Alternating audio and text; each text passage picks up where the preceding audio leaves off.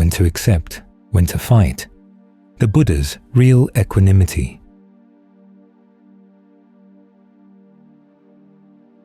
Equanimity, the ability to keep the mind on an even keel in the face of pleasant and unpleasant things, to accept what has to be accepted, is an attitude we're supposed to develop immeasurably. In other words, for all beings without exceptions. But it has a different meaning based PM whether we're talking about equanimity in action or equanimity at rest. At rest, it's a topic of concentration. You sit here resting in the equanimity that you can extend to everyone all over the world, regardless. Equanimity for yourself, equanimity for others. That's possible only from the fourth jhana on up. Prior to that, equanimity has to be in action, and it's immeasurable in a different way. Whatever you need to feel equanimity for, no matter how easy or how hard, you're able to do it. This will depend on the situation, because remember, equanimity is never taught as a quality on its own. It's always part of a series of qualities in the 4 Brahma Viharas. You need to develop it together with goodwill, compassion, and empathetic joy. You have to be able to draw on each of those when appropriate, so it's immeasurable in that way, as a skill where you can give rise to equanimity when you have to, regardless. At the same time, it's selective. You focus it on certain things and not on others. For example, when you're trying to get the mind to settle down in concentration, you have to have equanimity for the world so that you can focus on what you're doing right now. You have to have equanimity for the fact that you've got this body, whatever the physical conditions it has right now, but you don't just leave it there. You accept what you've got so that you can work with it. It's like going into the kitchen and finding that there's nothing but celery in the refrigerator. So you try to figure out what are some good things you can make out of celery. Or when there's nothing but a potato, you can't just eat the potato as it is. Celery, you can pretty well eat as it is. Potatoes, though, you have to fix. If you eat a raw potato, it's actually poisonous. In a case like that, you accept the fact that that's what you've got, but then you do something with it, out of compassion for yourself, compassion for others, or goodwill for yourself, goodwill for others. So the equanimity is selective. Even more so as you're out dealing with people. There are some situations where you realize you can't make a difference, or you could make a difference, but it might not be worth it. Some people listening to the Brahma Viharas say that they sound like the Serenity Prayer, wanting the ability to accept what you can't change, the courage to change what you can change, and the discernment or wisdom to know the difference. But life is a lot more complicated than that. There are a lot of things that you could change but wouldn't be worth it. And that requires real discernment. After all, even though we try to have equanimity and goodwill for everyone, our resources are limited. The attitudes may be unlimited, but our resources are not. In terms of your time, your energy, your monetary resources, there are limitations. So you have to figure out, given the limitations, what's the best use of what you've got? There may be some areas where you have to choose which battle you're going to fight. You can't fight 2 at once, or maybe you can fight 2, but you can't fight 3. You have to gauge your strength. Focus on the battles that are most worthwhile to win, and develop some equanimity for those that are not. So here again, equanimity is selective, immeasurable in the sense that you have to apply it whenever appropriate, but selective in where you apply it at any one time. And as I said, equanimity in action is something applied in daily life. And even when you sit down to meditate, When the Buddha was telling Rahula to make his mind like earth, he was basically teaching selective equanimity. Rahula wasn't supposed to be earth-like toward everything in his meditation. That attitude was to be reserved for whatever was unpleasant.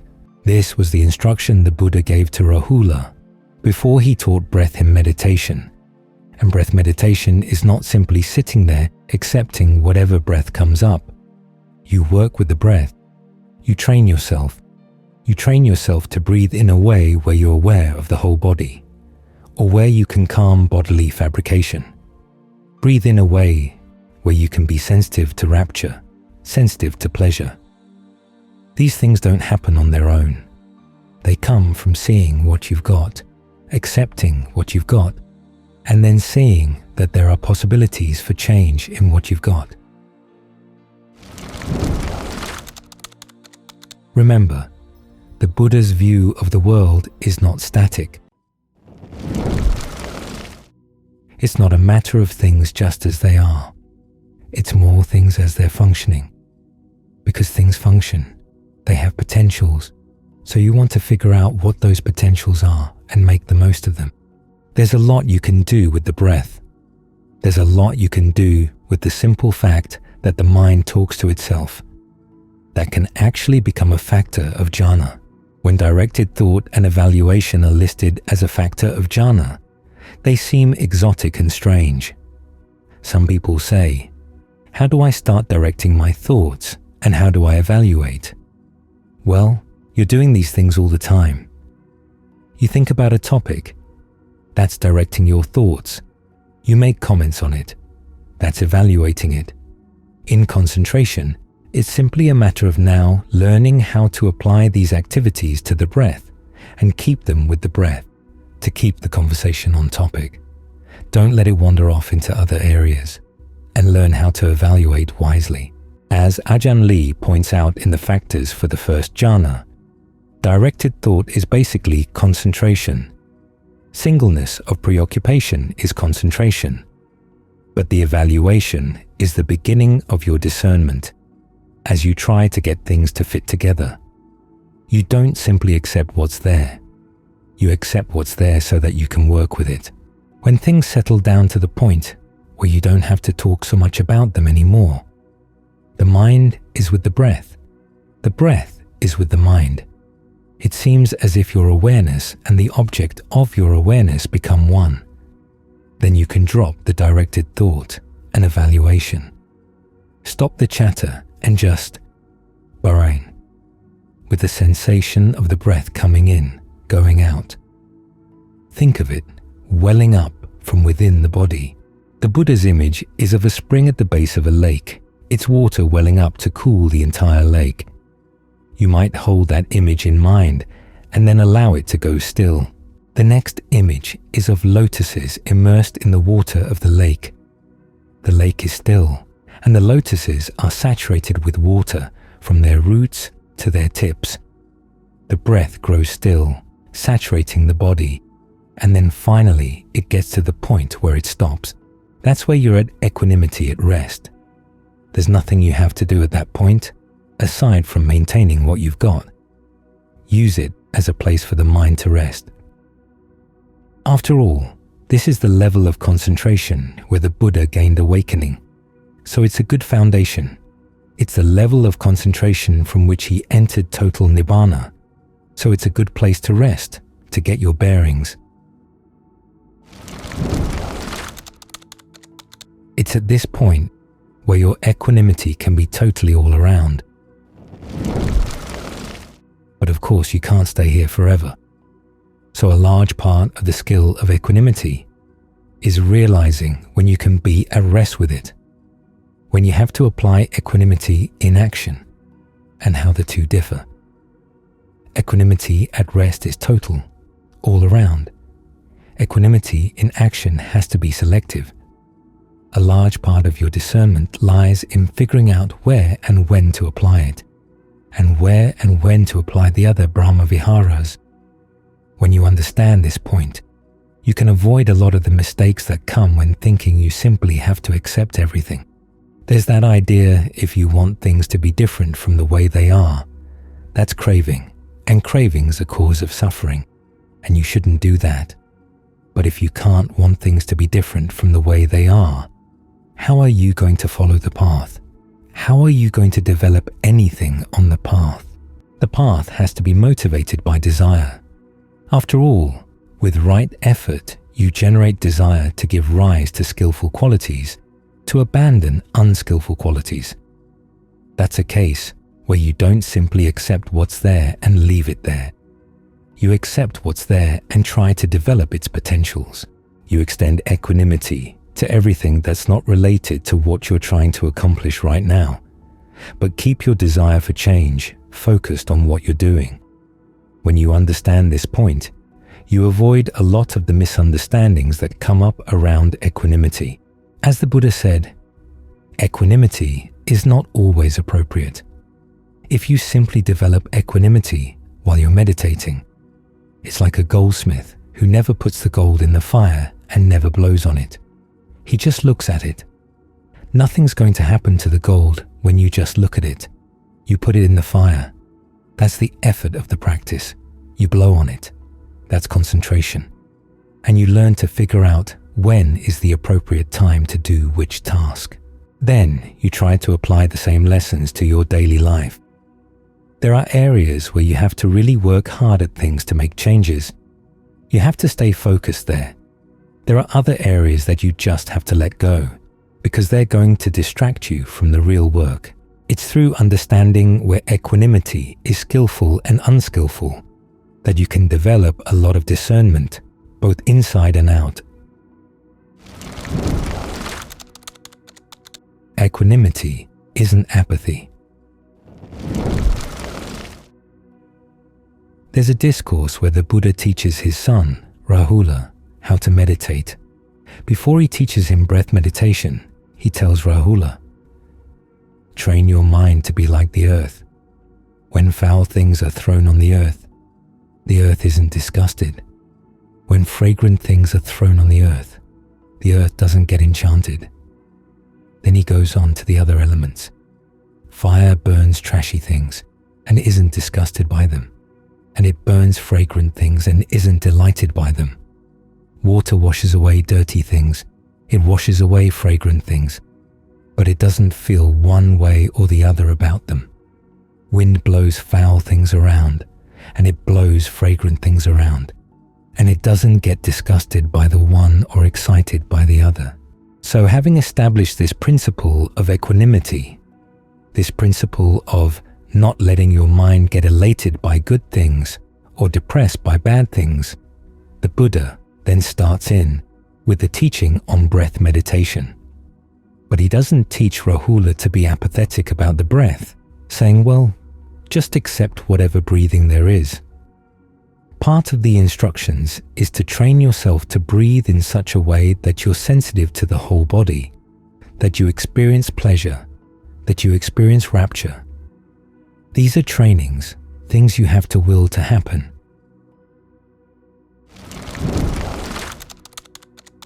So equanimity doesn't mean apathy. It means putting your mind in a position where it's able to learn about cause and effect. You want to observe how things actually happen, without your likes and dislikes getting in the way of seeing what's actually going on, but you have definite preferences underlying your desire to observe. You want to observe so that you can learn how to breathe in a way that's comfortable. You want to develop rapture. You want to develop pleasure, because these things are important in the practice. You need them to keep going. Without them, the practice gets dull, apathetic, and dry. It begins to burn out. What the Buddha was training Rahula in was a state of mind that's able to see cause and effect. Often when things go really well, you get excited and you lose it. When things go bad, you get disgusted and you drop it. You aren't stable enough to observe why they're good, why they're bad. You don't learn either way. The attitude the Buddha wants is that when things go well, you learn why they're going well. Instead of getting carried away with how wonderful things are, you ask, what's happening here? What caused this state?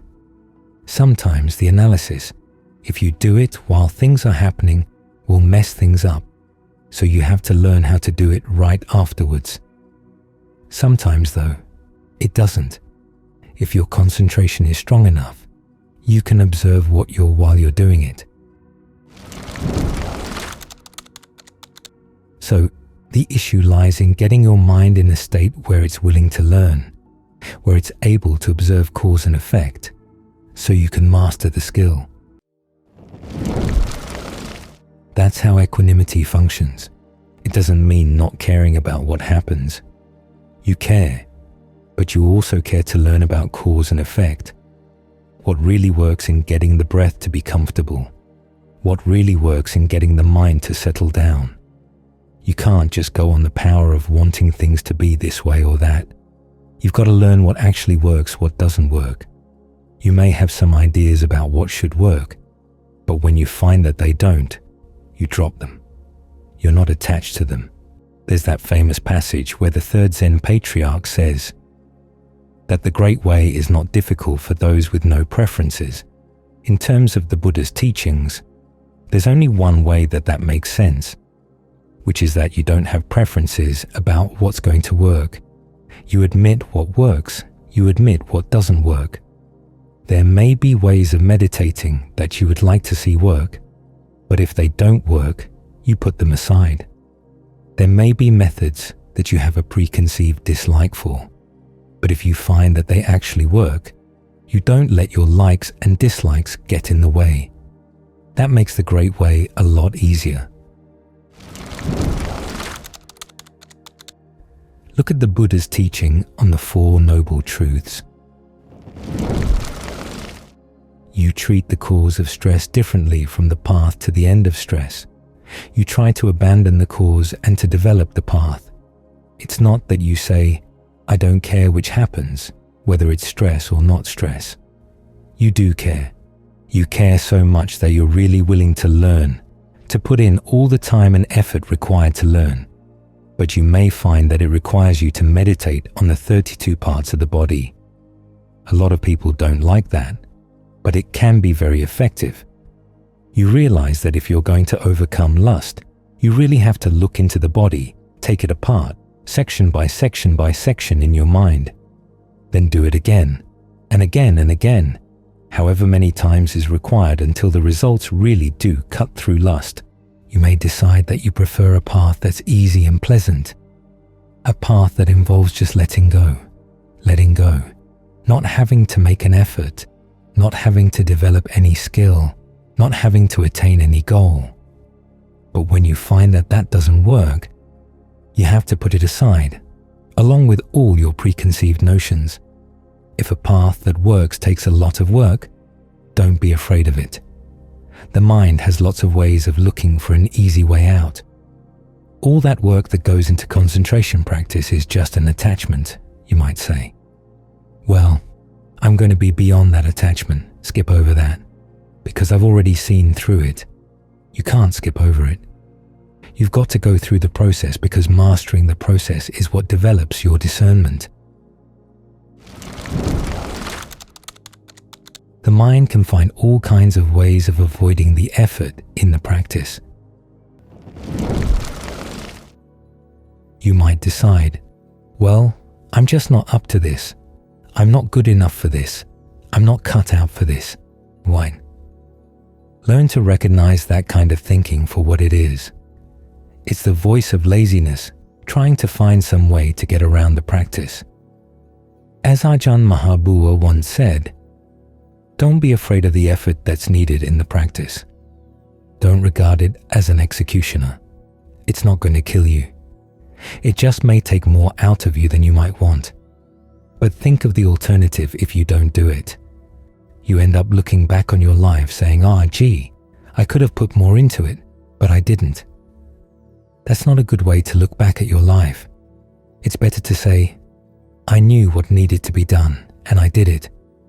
Whether I got all the way or not, at least I gave it my all. If I haven't gotten all the way yet, I've got another lifetime coming up. I can work on it again. That's what it means to be a person with no preferences. You put in the amount of work that's required. You learn to develop the skills that are required. Whatever the path requires, you're up for it. If you don't feel up for it, you find ways of making yourself up for it. You're willing to put in all the meticulousness that it requires, and all the time, and all the energy, learning to be very, very observant. When you find something that works, then whether you like it or not, you master it. But if you try to plan the path out beforehand, that's just your ignorance talking, your preferences talking. You've been following your ignorance and your preferences for how many lifetimes? Sometimes they lead you to good places, but a lot of times they don't. So it's time to put them aside. Learn to develop the mind that's like earth. Learn to develop the mind that's like fire, not in the sense of burning you up, but in the sense of being willing to burn anything, likable or not. That's its natural duty. Think of the meditation as your natural duty. You're here in this body. This body is causing suffering for a lot of other beings, because in order to keep it alive, you've got to feed it, you've got to clothe it, you've got to provide it shelter. Look at all the work that goes into providing shelter. We've been building these huts now for 2 years, and they're still not done. For this body to stay alive, it's depending on the suffering of other people, other beings. When you put this body aside, you're going to get another one, and regardless of what kind of body it is, it's going to be the same process over and over again. There is, however, a path out of this process.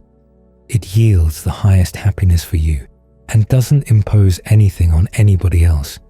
The meditation is that path. So think of that as a duty. Whatever is required, you do it without letting your preferences get in the way. Each of the 4 noble truths has its own specific duty. It's based on the preference not to suffer. You definitely do want to work toward the end of suffering. You do prefer that. That's a legitimate preference. The question is, what's required to get there? When you've learned the requirements, you do whatever is needed to be done, even when you've completed the task. Look at the Buddha. Even after his awakening, he spent 45 years establishing the teaching, the Dhamma, and the Vinaya. It took a lot of work, and he didn't do it with an apathetic attitude, thinking, I don't care whether it works or not. He put a lot of effort into making it a teaching that would last. He noticed that some people would take the teaching and use it to good purpose, but he didn't let himself get elated about that. There were people who listened, but then didn't really put it to any good use. He knew how not to get depressed about that. He had established mindfulness in such a way that he did what needed to be done. Of course, he preferred to do a good job of teaching, but as for the results that came, how other people took the teaching, that's where he developed the mind that was like earth, water, fire, and wind. He did his best, but as for how other people would take what he did, he learned how to put that aside. So apathy has no place in the teaching. You need to have preferences. You do want to put an end to suffering. You have to see that preference as so important that you're willing to put all of your other preferences, and especially your preference for apathy, aside.